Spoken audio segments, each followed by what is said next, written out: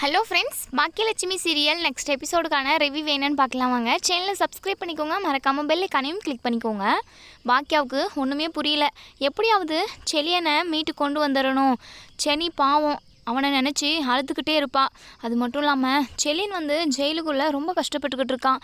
இனியும் அவன் உள்ளே இருந்து கஷ்டப்படக்கூடாது செல்வி, ஏதாவது பண்ணணும் செல்வி அப்படின்னு சொல்லவும் செல்வி கேட்குறாங்க, அக்கா என்னக்கா பண்ணுறது, இந்த கவுன்சிலரு சரியான ஃப்ராடு பையனாட்டுங்குது. அவன் கையிலலாம் அப்படி ஒரு பதவி கொடுத்து ஊர் மக்களுக்கு தான் ரொம்பவே கஷ்டம். எல்லார் வயிற்றுலையும் அடிக்கிறான் போல அவன், அப்படி இப்படின்னு சொல்லி ரெண்டு பேரும் பேசிக்கிட்டு இருக்காங்க. அதுக்கப்புறம் சரி செல்வி, நம்ம போயிட்டு கவுன்சிலரை பார்த்து பேசிட்டு வந்துடுவோம். நம்ம ஒரு டைம் பார்த்து பேசணும் அப்படின்னா கண்டிப்பாக மனசு இறங்குறதுக்கு நிறையவே வாய்ப்பு இருக்குது அப்படின்னு சொல்லிட்டு பாக்கியாவும் செல்வியும் கவுன்சிலர் திரும்பவும் பார்க்குறதுக்காக போகிறாங்க. அங்கே பாக்கியாவை பார்த்ததுமே, என்ன மேடம் இங்கே வந்திருக்கீங்க அப்படின்னு சொல்லிட்டு நக்கலாக பேசுகிறாங்க. இல்லைங்க, என் பையன் எந்த ஒரு தப்பும் பண்ணல. நீங்கள் தப்பாக பேசுனீங்க, அதை தட்டி கேட்டான், அது மட்டும்தான். உங்கள் மேலே தான் தப்பு இருக்குது. தயவு செஞ்சு என் பையன் மேலே இருக்கிற கேஸை வாபஸ் வாங்கிடுங்க அப்படின்னு சொல்லிட்டு பாக்கியம் கேட்குறாங்க. அதுக்கு கவுன்சிலரோ, இங்கே பாருமா, எவனோ என் முன்னாடி நின்று பேசுகிறதுக்கு கூட பயப்படுவான். ஆனால் உன் மகன் என்னை அடிச்சிட்டான். நீ யாரை போய் பார்த்தாலும் உன் மகன் வெளியே வரவே முடியாது. வேணா மனு எழுதி போடு, மாதத்துக்கு ஒரு டைமு என் பையனை பார்க்கணும் பேசணும்னு சொல்லிட்டு. ஜாலியாக மாதத்தில் ஒரு டைம் போயிட்டு உன் மகன் கூட பேசிட்டு ஜாலியாக சிரிச்சிட்டு இருந்துட்டு வருவேன். இங்கே பாருமா, நீ எவ்வளோ தான் கெஞ்சி கதறினாலும் உன் பையன் வெளியவே வரமாட்டான். அவன் ஜெயிலுக்குள்ளவே வாழ்க்கை ஃபுல்லாக வாழ்க்கையை ஓட்டணும் அப்படின்னு சொல்லிட்டு வரம் வாங்கிட்டு வந்திருக்கான். இனி அவன் உன் வீட்டு பக்கமோ இல்லை வெளியவோ வருவான்னு கனவுல கூட நினச்சி பார்க்காத. ஏன்னா அவன் மிகப்பெரிய தப்பு பண்ணிட்டான். என்னை அடித்து மிக பெரிய தப்பு பண்ணிட்டான். அவனை நான் சும்மா விடமாட்டேன். இங்கே பாருமா, ஃபஸ்ட்டு இடத்த காலி பண்ணு. உன்னை பார்க்க எனக்கு இன்னும் கோபம் தான் அதிகமாகுது அப்படின்னு சொல்லிட்டு பயங்கர கோபத்தோடு சொல்கிறாங்க. பாக்கியாவோ, இங்கே பாருங்கள், உங்கள் மேலே தானே தப்பு இருக்குது, ஏங்க இப்படி அநியாயம் பண்ணுறீங்க அப்படின்னு சொல்லி திரும்ப கேட்கவும், இங்கே பாருமா, சும்மா நின்று வளவலன்னு பேசிக்கிட்டு இருக்காத, வெளியே போ அப்படின்னு சொல்லிட்டு கத்தி வெளியே அனுப்பி விட்டுறாங்க. இங்கே செல்வி சொல்கிறாங்க, அக்கா என்னக்கா, குரங்குக்கிட்ட பூமாலையை கொடுத்தா அது பிச்சு உதறும் பாரு, அந்த மாதிரி பதவியை இந்த ஆளுக்கிட்ட கொடுத்து வச்சுருக்காங்க. இந்த ஆள் பதவி கையில் இருக்கிறதுனால என்னெல்லாம் ஆட்டம் போடுறான் பாரு, எவ்வளோ அநியாயம் பண்ணுறான் பாரு. பாவம், இந்த ஊர் மக்கள் எல்லாருமே இவங்கிட்ட சிக்கிக்கிட்டு தவிக்குவாங்க போல அப்படின்னு சொல்லி ரெண்டு பேரும் பேசிக்கிட்டு இருக்காங்க. அதே சமயம் அடுத்து என்னக்கா பண்ண போகிறோம், செலியனை எப்படிக்கா நம்ம மீட்டு கொண்டு வர போகிறோம் அப்படின்னு சொல்லிக்கிட்டு இருக்காங்க. தெரியல செல்வி, ஆனால் செலியனை எப்படியாவது வெளியே கொண்டு வரணும். அது மட்டும் நடக்கலலாம், அவ்வளோதான். கண்டிப்பாக நான் செலியனை கூட்டிக்கிட்டு தான் நான் வீட்டுக்கு போவேன். அது வரைக்கும் வீட்டு பக்கமே திரும்பி கூட பார்க்க மாட்டேன். வீட்டுக்கு போனாலும் நான் செலியனை நினச்சி அழுதுகிட்டு தான் இருக்கணும். ஏதாவது ஒரு முயற்சி பண்ணி செலியனை வெளியே கொண்டு வந்துடணும் அப்படின்னு சொல்லி ரெண்டு பேருமே கவுன்சிலர் வீட்டு வாசல் வெளியே பேசிக்கிட்டு இருக்காங்க. அப்போது அந்த ஊரில் உள்ள அதாவது கட்சியில் இருக்கிறவங்க தான் போயிட்டு கவுன்சிலர்கிட்ட பயங்கரமாக சண்டை போடுறாங்க. டேய், நீ பண்ணுற அநியாயத்துக்கெல்லாம் உன்னை இந்த வேலையை விட்டு இந்த பதவியிலேருந்தே உன்னை தூக்குறேன்டா. நீ பதவி கையில் இருக்குன்னு சொல்லிட்டு தானே இப்படியெல்லாம் அநியாயம் பண்ணின்னு ஆட்டம் போட்டு தெரிஞ்சுக்கிட்டு இருக்க. அமைச்சர் மட்டும் வரட்டும், அவர்கிட்ட சொல்லி உன்னை உண்டுலன்னு பண்ண போகிறேன்டா அப்படின்னு சொல்லி சண்டை போட்டுக்கிட்டு இருக்காங்க. இதை எல்லாத்தையுமே இங்கே நம்ம பாக்கியாவும் செல்வியும் கவனிக்கிறாங்க. அதுக்கப்புறம் இங்கே கவுன்சிலர் அந்த கட்சி தலைவர், அதாவது கட்சியில் இருக்கிறவங்க கிட்ட சொல்கிறாங்க, இங்கே பாருடா, உன்னால் என்ன எதுவுமே பண்ண முடியாது. நீ யாரை வேணாலும் போய் பார்த்துக்கோ. என் முன்னாடி நின்று பேசுறது கூட எவனுக்கும் தைரியம் வேணும். இங்கே பார், நீ போயிட்டு உன்னால் முடிஞ்சதாக பார்த்துக்கோ அப்படின்னு சொல்கிறாங்க. அந்த கட்சியில் இருக்கிறவங்க டேய், உன்னை வேலையை விட்டு தூக்காமல் விடமாட்டேன்டா அப்படின்னு சொல்லிட்டு கத்திக்கிட்டே வெளியே வராங்க. அதே மாதிரி இன்னொன்றுமே பேசிட்டு வராங்க. அமைச்சர் வரட்டும், அவருக்கு இன்றைக்கி பிறந்த நாள், அவர் வருவார்ல, அவர்கிட்ட மொத்த உண்மையும் சொல்லி உன்னை உண்டுலன்னு பண்ணுறேன்டா, பதவியை விட்டே தூக்குறேன்டா அப்படின்னு சொல்லி கத்திக்கிட்டே போகிறாங்க. இங்கே நம்ம பாக்கியாவுக்கு அப்போ தான் யோசனை வருது.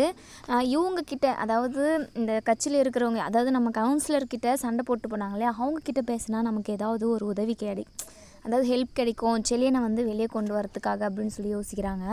அதுக்கப்புறம் அவங்க காரில் அமைச்சர் வீட்டுக்கு போயிடுறாங்க. இங்கே நம்ம செல்வியும் பாக்கியாவும் பின்னாடியே ஃபாலோ பண்ணிக்கிட்டு வராங்க. அந்த கட்சியில் உள்ளவங்க வந்து அமைச்சர் வீட்டுக்குள்ளே போயிடுறாங்க.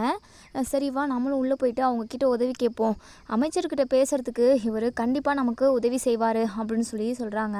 அக்கா வேணாக்கா, இதெல்லாம் நடக்கவே நடக்காது. இந்த கவுன்சிலரே பார்த்தியா, இந்த பதவியை வச்சுக்கிட்டே இவன் இம்புட்டு ஆட்டம் போட்டுக்கிட்டு இருக்கான். அமைச்சர் அவங்க கூட இருக்கிறவங்களாம் நம்ம சொல்கிறத ஃபஸ்ட்டு காது கொடுத்து கேட்பாங்களா? இதெல்லாம் நடக்கிற காரியமே இல்லைக்கா, நம்ம வேறு ஏதாவது முயற்சி பண்ணலாம் அப்படின்னு சொல்லுவோம். எப்படி செல்வி நடக்காதுன்னு சொல்கிற? முயற்சி பண்ணால் தானே நடக்கும்னு தெரியும். முயற்சி பண்ணால் தான் கண்டிப்பாக நம்ம நினச்சதை அடைய முடியும் அப்படின்னு சொல்கிறாங்க. ஐயோ அக்கா எனக்கும் புரியுது, ஆனால் நடக்காதுன்னு தெரிஞ்சும் எதுக்குக்கா நம்ம முயற்சி பண்ணணும்? எப்படி செல்வி நடக்காமல் போகும்? கண்டிப்பாக நடக்கும். நான் வீட்டுக்கு போனாலுமே செலியனை நினச்சி அழுதுகிட்டு தான் உட்காண்ட்ருக்கணும். அங்கே சும்மா உட்காண்ட்ருக்கிறத இங்கே வெளியே ஏதாவது ஒரு க்ளூ கிடைக்கும், செலியனை வெளிக்கொண்டு வரத்துக்காக ஏதாவது நமக்கு ஐடியா கிடைக்கும், உதவி செய்வாங்கன்ற ஒரு நம்பிக்கையோடு நான் இங்கே இருப்பேன். இங்கே பாரு செல்வி நம்ம முயற்சி பண்ணுறோம் அப்படின்னு சொல்கிறாங்க. சரிக்கா, நான் உன் ஆசையை நான் தடுக்க விரும்பலை.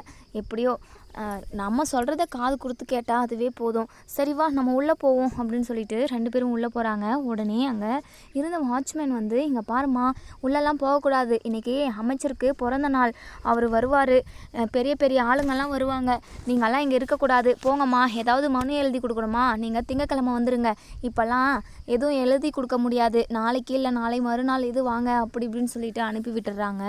உடனே இங்கே பாக்கியாக இருந்துட்டு, இல்லைங்க நான் அமைச்சரை பார்த்து பேசணும், முக்கியமான விஷயம் பேசணும்னு சொல்கிறாங்க. இங்கே பாருமா, இன்றைக்கெல்லாம் யாருமே உங்களை உள்ளே விட மாட்டாங்க. இன்றைக்கி அவருக்கு பிறந்த நாள் இருக்குது, நிறைய அதாவது நிறைய திருவிழா மாதிரி இந்த பிறந்த நாள் கொண்டாடப்படுமா? இந்த மாதிரி டைமில் நீங்கள்லாம் இருந்தீங்கன்னா கண்டிப்பாக உங்களை எல்லாருமே திட்ட தான் செய்வாங்க. நீங்கள் இங்கேருந்து போயிடுங்கம்மா அப்படின்னு சொல்லிட்டு வாட்ச்மேன் வந்து சொல்கிறாங்க. அப்போயுமே நம்ம பாக்கியாவும் செல்வியும் ஒரு ஓரமாக வந்து நின்றுக்கிறாங்க. அப்போ தான் கார் வருது. ஏம்மா தள்ளுமா, கார் வருது அப்படின்னு சொல்லிட்டு வாட்ச்மேன் சொல்ல, கார்லேருந்து இறங்குறது வந்து கவுன்சிலர் தான். உடனே பாக்கியம் வந்து பயங்கர அதிர்ச்சியாக பார்க்குறாங்க. இந்த ஆள் இங்கேயும் வந்துட்டாங்க்கா அப்படின்னு செல்வி பார்க்க, இங்கே பாக்கியாவை பார்த்த கவுன்சிலர் இருந்துட்டு, ஹோட்டல்கார அம்மாவுக்கு இங்கே என்ன வேலை அப்படின்னு சொல்லுவோம். இங்கே பாருங்கள், உங்களுக்கும் எனக்கும் எந்த எதுவுமே பேச்சுவார்த்தை இல்லை, உங்களுக்கும் எனக்கும் பேசுறதுக்கு என்ன இருக்குது அப்படின்னு கேட்கவும், ஆமாம் நீ எதுக்காகம்மா இங்கே இருக்க அப்படின்னு கேட்கவும், நான் அமைச்சரை பார்த்து பேச வந்திருக்கேன். ஓ, உன் மகனை வெளியே கொண்டு வந்துடலான்னு பார்க்குறியா? அது மட்டும் நடக்கவே நடக்காது, இங்கேருந்து இடத்த விட்டு காலி பண்ணு அப்படின்னு கத்திக்கிட்டு இருக்காங்க. உடனே பாக்கியா இருந்துட்டு, இங்கே பாருங்கள், உங்ககிட்ட நான் பேச வரல, உங்கள் மேலே தப்பை வச்சுக்கிட்டு இருந்தாலும் பரவாயில்ல, என் பையன் வெளியே வரணுன்றதுக்காக உங்கள் வீடு தேடி வந்து நான் உதவி கேட்டேன், ஆனால் நீங்கள் மதிக்கவே இல்லை, என்னை வெளியே அனுப்பி விட்டுட்டீங்க. இங்கே பாருங்கள், என் பையனை வெளியே எடுக்கணும், அதுக்காக நான் அமைச்சர்கிட்ட பேச தான் போகிறேன் அப்படின்னு சொல்லுவோம். ஏய், உன்னை பார்க்கவே எனக்கு கடுப்பாக வருதுடி, ஒழுங்காக இங்கேருந்து போயிடு அப்படின்னு சொல்லுவோம். பக்கத்தில் உள்ள கட்சி ஆளுங்கள்லாம், ஏப்பா இன்னைக்கு அமைச்சருக்கு பிறந்த நாள், இப்படியெல்லாம் சத்தம் போட்டுக்கிட்டு இருக்காதுப்பா, பெரிய பிரச்சனை ஏதாவது வந்துட போகுது, இன்னும் கொஞ்ச நேரத்தில் அமைச்சர் வந்துடுவார், ஏப்பா நீ வாப்பா அப்படின்னு சொல்லிட்டு கவுன்சிலரை வந்து ஒருத்தர் கூட்டிகிட்டு போயிடுறாங்க. இங்கே நடக்கிறது எல்லாத்தையுமே, அதாவது கவுன்சிலருக்கு ஆகாத ஒரு கட்சி ஆளுங்க இருக்காங்கல்ல, அவங்க வந்து இங்கே நம்ம பாக்கியா கிட்ட கேட்குறாங்க, ஏம்மா உனக்கு என்னம்மா பிரச்சனை, உனக்கும் அந்த கவுன்சிலருக்கும் என்னம்மா பார்க்க அப்படின்னு கேட்கவும், இங்கே நம்ம பாக்கியா இருந்துட்டு, சார் உங்களை தான் பார்க்க வந்தேன், நீங்கள் தான் எங்களுக்கு உதவி செய்யணும் அப்படின்னு சொல்லிட்டு நடந்தது எல்லாத்தையுமே சொல்கிறாங்க. அவங்க செலியனுக்கும் அவங்க அதாவது கவுன்சிலருக்கும் வந்த பிரச்சனை எல்லாத்தையுமே ஃபஸ்ட்டில் சொல்லிக்கிட்டு இருக்காங்க. இதெல்லாம் கேட்ட அந்த அதாவது கட்சி ஆளுங்க வந்து, நீங்கள் கவலைப்படாதம்மா, நான் உனக்கு உதவி செய்கிறேன், அமைச்சர் வரட்டும், நான் அவர்கிட்ட பேசிவிட்டு உங்ககிட்ட பேச சொல்கிறேன், கண்டிப்பாக உங்கள் பையனை வெளியே கொண்டு வந்துடலாம் அப்படின்னு சொல்கிறாங்க. ரொம்ப நன்றி சார், உங்களுக்காக நான் இங்கே வெயிட் பண்ணிக்கிட்டு இருக்கேன் அப்படின்னு சொல்லிட்டு பாக்கியம் வந்து வெளியவே ரொம்ப நேரம் வெயிட் பண்ணிக்கிட்டு இருக்காங்க. அமைச்சருமே வராங்க. அதுக்கப்புறம் அமைச்சர் உடனே உள்ளே போயிடுறாங்க. அதுக்கப்புறம் கேட்டெல்லாம் லாக் ஆகிடுது. அக்கா என்னக்கா எல்லோரும் உள்ளே போயிட்டாங்க, நம்ம மட்டும்தான் வெளியே இருக்கோம், இப்போ உள்ளே போகிறதா இல்லை இங்கே நிற்கிறதாக்கா அப்படின்னு கேட்கவும், தெரியல செல்வி, சரி இரு, அதான் அந்த சார் நமக்கு ஹெல்ப் பண்ணுறேன்னு சொல்லியிருக்காருல்ல, அவர் வெளியே வர வரையும் நம்ம வெளியவே வெயிட் பண்ணிக்கிட்டு இருப்போம் அப்படின்னு பேசிக்கிட்டு இருக்காங்க. இன்னொரு சைடு இங்கே செனி வந்து ரொம்பவே ஃபீல் பண்ணி அழுதுகிட்டே இருக்காங்க. அவங்க அப்பா இருந்துட்டு, இங்கே பாருமா, கண்டிப்பாக நான் மாப்பிள்ளையை வெளியே கொண்டு வந்துடுவேன், நீ கவலைப்படாதம்மா அப்படின்னு சொல்லுவோம். செனி கேட்குறாங்க, என்னப்பா நீங்கள் நேற்றுமே அப்படி தான் சொன்னீங்க, ஒரு நைட் ஃபுல்லாக செலியன் ஜெயிலுக்குள்ளேயே இருந்திருக்கான், பாவம் அவன், எப்பப்பா வெளியே கொண்டு வருவீங்க, நீங்களும் முயற்சி பண்ணிக்கிட்டே இருக்கேன் அப்படின்னு தான் சொல்லிக்கிட்டு இருக்கீங்க, ஆனால் எதுவுமே நடந்த பாடில்லை அப்படின்னு சொல்லவும், நான் என்னம்மா பண்ணுறது, நானும் நேற்றுலேருந்து போலீஸ் ஸ்டேஷனு கோர்ட் அங்கே இங்கேன்னு அலைஞ்சிக்கிட்டு தான் இருக்கேன். ஆனால் அந்த பெரிய கட்சி தலைவருங்கிட்ட அந்த கட்சி ஆளுங்கிட்ட பிரச்சனை பண்ணியிருக்கான் மாப்பிள்ளை, நம்ம என்ன பண்ண முடியும், நானும் என்னால் முடிஞ்ச அளவுக்கு முயற்சி பண்ணிக்கிட்டு தான் இருக்கேன், நீ கவலைப்படாத, சீக்கிரமாகவே மாப்பிள்ளையை நான் வெளியே கொண்டு வந்துடுவேன் அப்படின்னு சொல்லிட்டு அவங்க அப்பா சொல்லிக்கிட்டு இருக்காங்க. செனிக்கு மனசே சரியில்லை. இங்கே இன்னொரு சைடு நம்ம பாக்கியம் வந்து செனியை பார்க்க வராங்க. செனி அப்படின்னு சொல்லி கூப்பிடுறாங்க. ஆனால் செனி வந்து சரியாக கவனிக்க மாட்டேங்கிறாங்க, கண்டுக்கவும் மாட்டேங்கிறாங்க. என்னம்மா செனி, கூப்பிட்டுக்கிட்டே இருக்க, நீ சைலண்ட்டாக இருக்க அப்படின்னு சொல்லி கேட்கவும், இல்லை ஆண்டி, நீங்கள் பண்ணுறதே எனக்கு சுத்தமாக பிடிக்கல.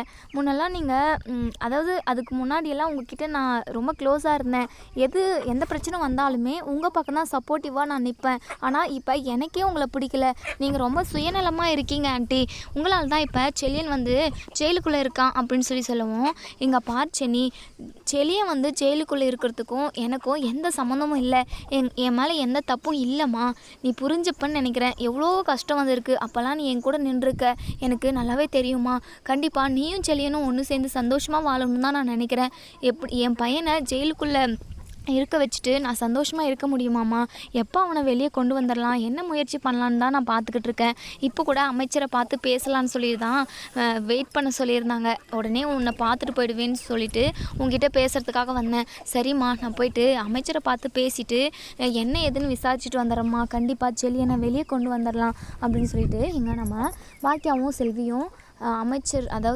அமைச்சர் வீட்டுக்கு வெளியவே போய் நின்றுக்கிறாங்க. உள்ளே வந்து இந்த கட்சி தலைவர் வந்து இங்கே நம்ம அமைச்சர்கிட்ட பேசுகிறாங்க. இப்படி தான் பிரச்சனை நடந்திருக்கு, இந்த கவுன்சிலர் தான் அந்த அம்மா கிட்ட பிரச்சனை பண்ணியிருக்காரு, தேவையில்லாமல் தப்பாக பேசியிருக்காரு, அதனால தான் கை கலப்பு வந்து அவங்க பையன் வந்து கவுன்சிலரை அடிச்சிட்டார் போல், அதனால் கேஸை கொடுத்து உள்ளே தள்ளிட்டு நீ வெளியவே வரமாட்டான்ற மாதிரி கவுன்சிலர் வந்து அந்த அம்மா கிட்ட சண்டை போட்டுக்கிட்டு இருக்காங்க.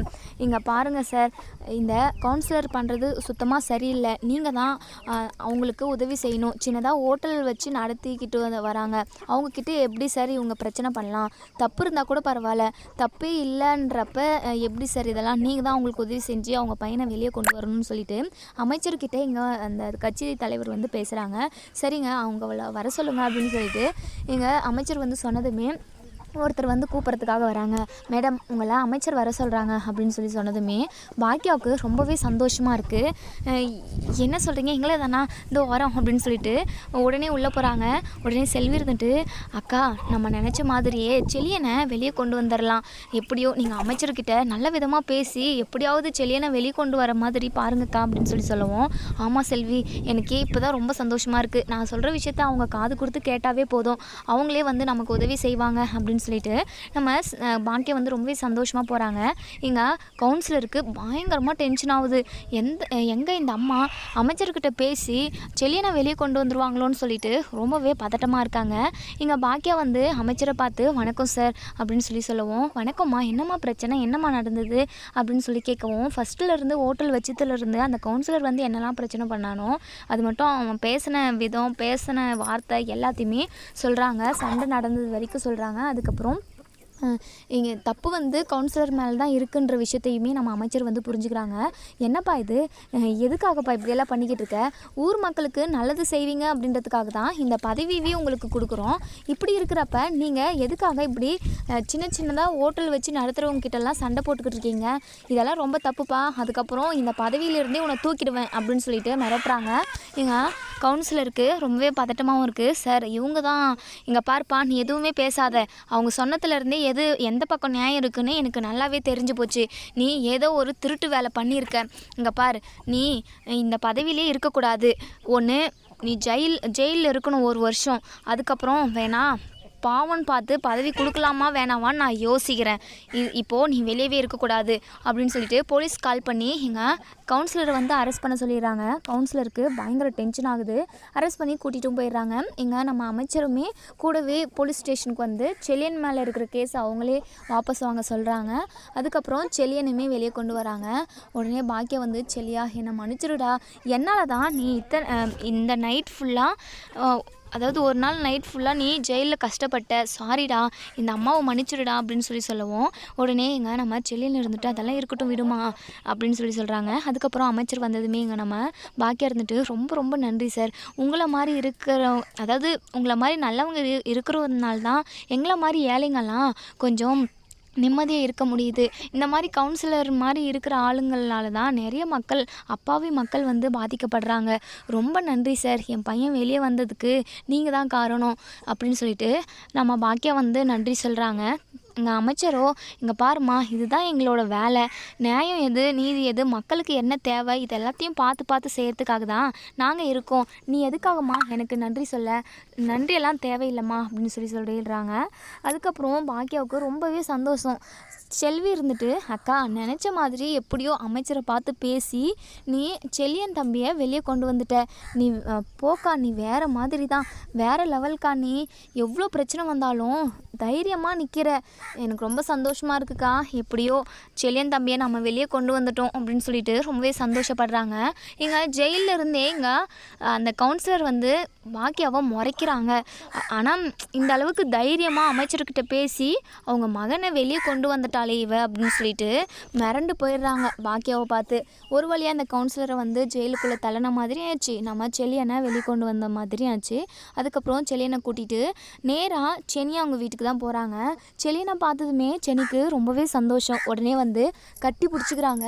செல்லியா, நீ ஒரு நைட் ஃபுல்லாக ஜெயிலில் இருந்து ரொம்ப கஷ்டப்பட்டுல, ஐயோ எனக்கு நினைப்பாக தான் இருந்தது, பசி கூட இல்லை, நான் சாப்பிட கூட இல்லை தெரியுமா, நினைப்பாகவே இருந்தது, நீ எப்போ வருவ, உன்னை எப்போ பார்க்குவோம் அப்படின்னு சொல்லிட்டு ஆசையாக இருந்தது, எப்படியோ நீ வெளியே வந்துட்ட செல்லியா அப்படின்னு சொல்லிட்டு கட்டி பிடிச்சிக்கிட்டு அழுகுறாங்க. பாக்கியா சொல்கிறாங்க, செனி நான் சொன்ன மாதிரியே செல்லியனை காப்பாற்றி கூட்டிகிட்டு வந்துட்டேன்ல அப்படின்னு சொல்கிறாங்க. ரொம்ப தேங்க்ஸ் ஆண்டி, நான் கூட ரொம்ப பயந்து போயிட்டேன், அப்பாவுமே எவ்வளவோ முயற்சி பண்ணார், ஆனால் செல்லியனை வெளியே கொண்டு வர முடியாது, இது ரொம்ப ரிஸ்க்கு அப்படின்னு சொல்லிக்கிட்டு இருந்தார், எனக்கு ரொம்ப பயமாக இருந்தது தெரியுமா, செல்லியன் வெளியவே வரமாட்டான் அப்படின்னு சொல்லிட்டு நான் ரொம்ப துடிச்சு போயிட்டேன் அப்படின்னு சொல்லிட்டு ரொம்பவே அழுதுகிட்டே சொல்கிறாங்க. சரி செனி, நீ அழுவாதவா, நம்ம வீட்டுக்கு போகலாம் அப்படின்னு சொல்லவும், உடனே செனி எங்கள் அப்பா இருந்துட்டு, இங்கே பாருங்கள், இதுக்கப்புறம் செனியும் மாப்பிளையும் இந்த வீட்டிலே இருக்கட்டும், அந்த வீட்டுக்கு கஷ்டப்பட தேவையில்ல, இவங்க இங்கேயே இருக்கட்டும், அங்கே இருந்தால் தானே ஏதாவது ஒரு பிரச்சனை, அதுவும் உங்களால் தான் வருது, தன்னோட மகனுக்காக நீங்கள் மகனோ மகளோ குடும்பத்துக்காக அந்த ஹோட்டலை எடுக்க மாட்டேங்கிறீங்க, சின்னசாக குட்டியஸாக அந்த ஹோட்டலில் தொடங்கி தானே இப்போ இவ்வளோ பெரிய பிரச்சனையில் போயிட்டு முடிஞ்சிருக்கு. நீங்கள் என்ன பண்ணுங்கள், அந்த ஹோட்டலை, அந்த சின்ன ஹோட்டலில் எடுங்க ஃபஸ்ட்டு, அந்த ஹோட்டலை விட்டு வாங்க, அப்புறம் வேணால் என் பொண்ணை அந்த வீட்டுக்கு அனுப்பி வைக்கிறேன், அப்போ தான் பெரிய பிரச்சனை வராமல் இருக்கும். நீங்கள் எதுக்காக ஹோட்டல் அது இதுன்னு ஆரம்பிச்சுக்கிட்டு வீட்டில் உள்ள வேலையை பார்த்துக்கிட்டு வீட்டில் உள்ளவங்கள பார்த்துக்கிட்டு இருக்க முடியாது அவங்களால அப்படின்னு கேட்கவும், செல்லியனுக்கு கோவம் வருது. இங்கே பாருங்கள் அங்கிள், தேவையில்லாமலாம் பேசாதீங்க, அம்மாவோட பெரிய கனவே பெரிய ரெஸ்டாரண்ட்டெல்லாம் ஓப்பன் பண்ணணுன்றதுனால அதுதான், நிறைய 2 ரெஸ்டாரண்ட் ஓப்பன் பண்ணி அவங்க ரொம்பவே நஷ்டத்தில் இருக்காங்க, தேவையில்லாதவங்கலாம் என்னென்னமோ சொல்லி அந்த ரெஸ்டாரண்ட்டை அம்மா கையை விட்டுட்டு போக வேண்டியதாகிடுச்சு, நிறைய சதி நடந்து தான் அதெல்லாம் போயிருக்கணும் எனக்கு தெரிய வந்துச்சு, ஆனால் அதை பெருசாக நான் கண்டுக்காமல் இருக்கேன், அம்மா சின்னதாக ஹோட்டல் ஆரம்பித்தா என்ன தப்பு இருக்குது, விடுங்க, அப்படியெல்லாம் எந்த ஒரு பிரச்சனையும் இல்லை, அம்மா நினச்சதை அவங்க சாதிக்கிட்டோம், யாரும் அதற்கு குறுக்க நிற்கக்கூடாது, அப்போது மாப்பிள்ளை நீங்கள் இங்கே இருங்க, உங்கள் அம்மா நினச்சதை சாதிக்கிட்டோம், அவங்களால தானே உங்களுக்கு பிரச்சனை வருது, தேவையில்லாமல் ஒரு நைட் ஃபுல்லாக நீ ஜெயிலில் இருந்துட்டு வந்திருக்க, இதெல்லாம் தேவையா, இங்கே பாருங்கள் 2 பேரும் நீங்கள் இங்கே தான் இருக்கீங்க அப்படின்னு சொல்லவும், செனி யோசிக்கிறாங்க. பாக்கியாவோ சென்னிக்கிட்ட பேசுகிறாங்க. சென்னி, நீ இங்கே இருக்கியா இல்லை நம்ம வீட்டுக்கே வரியாமா அப்படின்னு கேட்கவும், இல்லை ஆண்டி, கொஞ்ச நாள் நாங்கள் இங்கே இருக்கிறோம், அதுக்கப்புறம் வேணால் வரத்துக்கு ட்ரை பண்ணுறோன்ற மாதிரி சொல்கிறாங்க. அதுக்கப்புறம் இங்கே சென்னி சொன்னதுமே செல்லியனுமே சைலண்ட்டாக இருக்காங்க. சரி இங்கே இருப்போன்ற மாதிரி, நீங்கள் பத்திரமா இருந்தால் எனக்கு அதுவே போதும், நீங்கள் 2 பேரும் ஒன்று சேர்ந்து சந்தோஷமாக வாழணும், அதுதான் எனக்கு வேணும் அப்படின்னு சொல்லிட்டு இங்கே நம்ம பாக்கியாவும் செல்வியும் வீட்டுக்கு போயிடுறாங்க. இங்கே வீட்டுக்கு போனதுமே ஈஸ்வரி காத்துக்கிட்டு இருக்காங்க, இந்த பாக்கியா எப்போ வருவா, அவளை என்ன கேள்வி கேட்கலாம், 4 கேள்வி நறுக்கு கேட்கணுன்னே உட்காண்ட்ருக்காங்க. பாக்கியாவும் செல்வியும் உள்ளே வராங்க. உடனே இங்கே செல்வி இருந்துட்டு, அக்கா எனக்கு வேலை முடிஞ்சிடுச்சு, நான் போகிறேன் அப்படின்னு சொல்லிட்டு செல்வி போயிடுறாங்க. இங்கே ஈஸ்வரியோ, என்ன பாக்கியா நல்லா ஊரெல்லாம் சுற்றிட்டு ஜாலியாக வந்தியா, எங்கே செல்லியன் செலியனை மீட்டு கொண்டு வந்தே இல்லை அவன் அங்கேயே இருக்கட்டும், அவன் எக்கேடனா போயிட்டு போகிறான் அப்படின்னு சொல்லிட்டு ஜாலியாக ஊரை சுற்றிக்கிட்டு இருந்தியா அப்படின்னு சொல்லி கேட்கவும், அத்தை உங்களுக்கு என்ன தான் பிரச்சனை? என்னை ஏதாவது கேட்டுக்கிட்டே இருக்கணுமா? என்னை ஏதாவது திட்டிக்கிட்டே இருக்கணுமா? உங்களுக்கு வேறு வேலையே இல்லையா? காலையிலேருந்து எல்லா வேலையும் பார்த்து எவ்வளோ முயற்சி எடுத்து என்னென்னமோ நடந்ததுக்கு அப்புறமா செலியனை வெளியே கொண்டு வர வேண்டியதாக இருந்தது. எப்படியோ செலியனை மீட்டு எடுத்துட்டேன். இப்போது நான் ரொம்ப ரொம்ப டயர்டாக இருக்கேன், கொஞ்ச நேரம் என்னை ரெஸ்ட் எடுக்க விடுங்க அப்படின்னு சொல்லவும், அப்போது செலியன் வெளியே வந்துட்டான், அந்த விஷயத்த கூட நீ சொல்ல மாட்டியா? ஆமாம், செலியன் எங்கே அப்படின்னு சொல்லி கேட்கவும், அவன் அவங்க மாமனார் வீட்டிலே இருக்கானா அப்படின்னு சொல்கிறாங்க. ஏன், எதுக்காக அங்கே இருக்கணும்? அவனை கையோடு இங்கே கூட்டிகிட்டு வர வேண்டியது தானே அப்படின்னு சொல்லவும், அவங்க மாமனார் இருந்துட்டு அவங்க 2 பேரையும் அனுப்பலை, அதனால் நான் இருக்கட்டும்னு விட்டுட்டு வந்துட்டேன் அப்படின்னு சொல்கிறாங்க. ஓ, அவங்க அங்கே இருந்தால் உனக்கு எந்த பிரச்சனையும் இல்லைல்ல, நீ பாட்டுக்கு ஃப்ரீயாக இருக்கலாம், அதனால தான் நான் அங்கேயே விட்டுட்டு வந்துட்டேன் அப்படின்னு சொல்லி கேட்குறாங்க. ஏன் அத்தை, ஏன் எதுக்காக இப்படி குறுக்க மறுக்காவே கேள்வி கேட்டுக்கிட்டு இருக்கீங்க? கொஞ்ச நேரம் நீங்கள் பேசாமல் இருக்க, எனக்கு தலை வலிக்குது அப்படின்னு சொல்கிறாங்க. ஓ, அப்போது என்ன நீ தலைவலின்னு சொல்கிறியா அப்படின்னு சொல்லிட்டு ஒரு மாதிரி பேசிக்கிட்டே இருக்காங்க. ஐயோ அத்தை, நான் உங்ககிட்ட எதுவுமே பேசலை, கொஞ்ச நேரம் என்னை தனியாக விட்டுருங்க அப்படின்னு சொல்லிட்டு ரூம்குள்ளே போயிடுறாங்க. அப்போ தான் கோபியுமே வராங்க. எங்கள் ஈஸ்வரி பயங்கர கோவத்தில் இருக்காங்க. இங்கே கோபி கேட்குறாங்க, என்னம்மா என்னாச்சு, முகத்தை இப்படி திருப்பி வச்சுக்கிட்டு இருக்கீங்க அப்படின்னு சொல்லி கேட்கவும், அது ஒன்றும் இல்லைடா, இந்த பாக்கியா தான் என்ன டென்ஷன் கிளப்பி விட்டா, செலியனை வெளியே கொண்டு வந்துட்டாலாம். ஆமாவாம்மா, பரவாயில்லம்மா, பாக்கியா பிரில்லியண்ட்டு தான். நான் எவ்வளவோ முயற்சி பண்ணேன், அது மட்டும் இல்லாமல் இனி அவங்க மாமனார் கூட எவ்வளவோ முயற்சி பண்ணார், அப்போ கூட செலியனை வெளியே கொண்டு வர முடியாது, ரொம்ப ரிஸ்க்கான கேஸு அப்படின்னு சொல்லிக்கிட்டு இருந்தாங்க. எப்படி கொண்டு வந்தா அப்படின்னு சொல்லி கேட்குறாங்க. அதை கேட்குற வரையும் எங்கே இருந்தா, எனக்கு ரொம்ப டயர்டாக இருக்குது, ஏதோ மலையவே சரிச்சிட்டு வந்துட்ட மாதிரி டயர்டாக இருக்குன்னு சொல்லிட்டு ரூம்குள்ளே போயிட்டாடா. அவன் எப்படி வெளியே வந்தானும் தெரியல, இப்போது அவங்க மாமனார் வீட்டில் தான் இருக்கானா, இனி அங்கே தான் இருப்பானா, இங்கெல்லாம் வரமாட்டானா அப்படின்னு சொல்கிறாங்க. சரி விடுமா, அவனுக்கு விருப்பமாக இருக்கிற இடத்துலையே இருந்துட்டு போட்டோம், எங்கேயோ ஒன்று சந்தோஷமாக இருக்காங்களா அப்படின்னு சொல்கிறாங்க. என்னடா நீயும் அந்த பாக்கியா மாதிரி பேசிக்கிட்டு இருக்க, எனக்கு அந்த பாக்கியாவை பார்த்தாவே எரிச்சலாக வருது அப்படின்னு சொல்லிக்கிறாங்க. உடனே நம்ம கோபி கேட்குறாங்க, அம்மா பாக்கியா எவ்வளோ கஷ்டப்பட்டாலோ செலியனை வெளியே கொண்டு வரத்துக்காக எவ்வளவோ முயற்சி பண்ணி எப்படியோ ஒன்று வெளியே கொண்டு வந்துட்டா, அதை நினச்சி பெருமைப்படாமல் எதுக்காக நீங்கள் பாக்கியாவை திட்டிக்கிட்டே இருக்கீங்க? ஏம்மா நீங்கள் பாக்கியாவை கொஞ்சம் கூட புரிஞ்சிக்க மாட்டேங்கிறீங்க?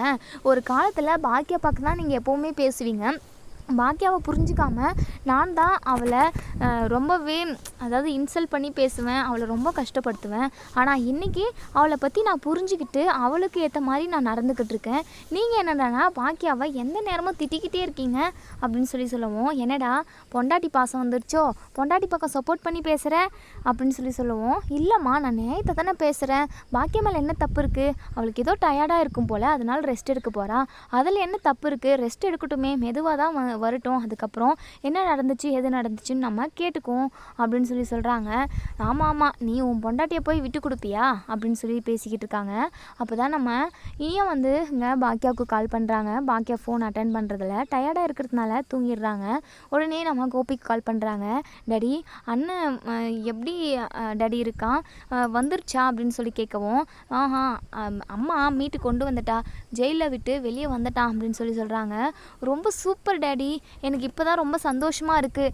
அண்ணன் ஜெயிலில் இருக்குன்னு சொல்லிட்டு எனக்கு ரொம்ப கஷ்டமாக இருந்தது தெரியுமா, அது ரொம்ப பெரிய கேஸு, எதுவுமே பண்ண முடியாது, அண்ணனை வெளியவே கொண்டு வர முடியாது அப்படி இப்படின்னு என்னென்னமோ சொன்னாங்க.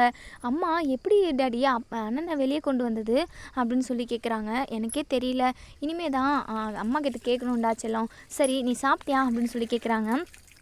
சாப்பிட்டேன் டாடி, அண்ணன் வெளியே வந்துச்சா வரலையான்னு சொல்லிட்டு எனக்கு அதே நினப்பாகவே இருந்தது. நான் சாப்பிடாம தான் இருந்தேன். என் மாமனார் என் மாமியாரெல்லாம் சாப்பிடு, அவனை வர வச்சிடலாம் அப்படி இப்படின்னு என்னென்னவோ சொல்லிக்கிட்டு இருந்தாங்க, அதனால தான் 2 வாய் சாப்பிட்டேன்ப்பா அப்படின்னு சொல்லுவோம். சரிடா நீ சந்தோஷமாக இரு, எந்த பிரச்சனையும் இல்லை சரியா அப்படின்னு சொல்கிறாங்க. சரிங்க டாடி, சரி நான் ஃபோனை வச்சிருவா. சரி அண்ணன் எங்கே இருக்குது, அண்ணனை நான் பார்க்கணும் அப்படின்னு சொல்கிறாங்க. இல்லைடா அவன் மாமனார் வீட்லேயே இருக்கான், நீ நாளைக்கு வேணால் பாரு, நான் தம்பி செலியனை வீட்டுக்கு வர சொல்கிறேன், நீயும் வா அப்படின்னு சொல்கிறாங்க. சரிங்க டேடி அப்படின்னு சொல்லிட்டு நம்ம இனியா வந்து ஃபோனை கட் பண்ணிடுறாங்க. அப்போ தான் இனியா அவங்க மாமனார் வராங்க. இந்த இனியாவுக்கு இன்னுமே நம்ம பையன் பண்ணுற தப்பு எதுவுமே தெரியல. ட்ரிங்க்ஸ் பண்ணுறது, பொண்ணுங்க விஷயம் அது இதுன்னு சொல்லிட்டு எதுவுமே தெரியாது. இந்த விஷயமெல்லாம் இந்த பொண்ணுக்கு தெரிய வந்தால் இந்த பொண்ணு அதெல்லாம் எப்படி எடுத்துக்கும் அப்படின்னு சொல்லிட்டு நினைக்கிறாங்க. அது எப்படியெல்லாம் எடுத்துகிட்டு போக போகுது. நமக்கு ஹோட்டல் வேணுன்றதுக்காக நம்ம நினச்ச மாதிரியே திட்டம் போட்டு கல்யாணத்தை பண்ணி ஹோட்டலையும் நம்ம பக்கம் அதாவது திருப்பியாச்சு. இதுக்கப்புறம் அந்த பொண்ணு எப்படி போனால் என்ன, நமக்கு நம்ம நினச்சது நடந்ததா அப்படின்னு சொல்லிட்டு மனசுக்குள்ளேயே நினச்சிக்கிட்டு இருக்காங்க. அப்போ தான் நம்ம இனியா வந்து அங்கிள் அண்ணனை அம்மா வெளியே கொண்டு வந்துட்டாங்களாம் அப்படின்னு சொல்கிறாங்க. உடனே இங்கே சுதாகர் வந்து பயங்கரமாக அதிர்ச்சி ஆகுறாங்க. என்னம்மா சொல்கிற, உங்கள் அம்மா வெளியே கொண்டு வந்துட்டாளா, எப்படி அப்படின்னு சொல்லி கேட்கவும், ஆமாம் அங்கிள், அம்மா தான் வெளியே கொண்டு வந்தாங்களாம், அம்மா பாவம் எவ்வளோ கஷ்டப்பட்டாங்களோ அதுக்காக அப்படின்னு சொல்கிறாங்க. இங்கே சுதாகருக்கு பயங்கர அதிர்ச்சியாக இருக்குது. என்ன சாதாரணமாக வெளியே கொண்டு வந்துட்டுருக்காங்க, நம்மளே வெளியே கொண்டு வர முடியாதுன்னு சொல்லிக்கிட்டு இருந்தாங்க, எப்படி அப்படின்னு யோசிச்சுட்டு இருக்காங்க. இனி என்ன நடக்கும் அப்படிங்கிறத நம்ம வெயிட் பண்ணி பார்ப்போம் ஃப்ரெண்ட்ஸ். வீடியோ பிடிச்சி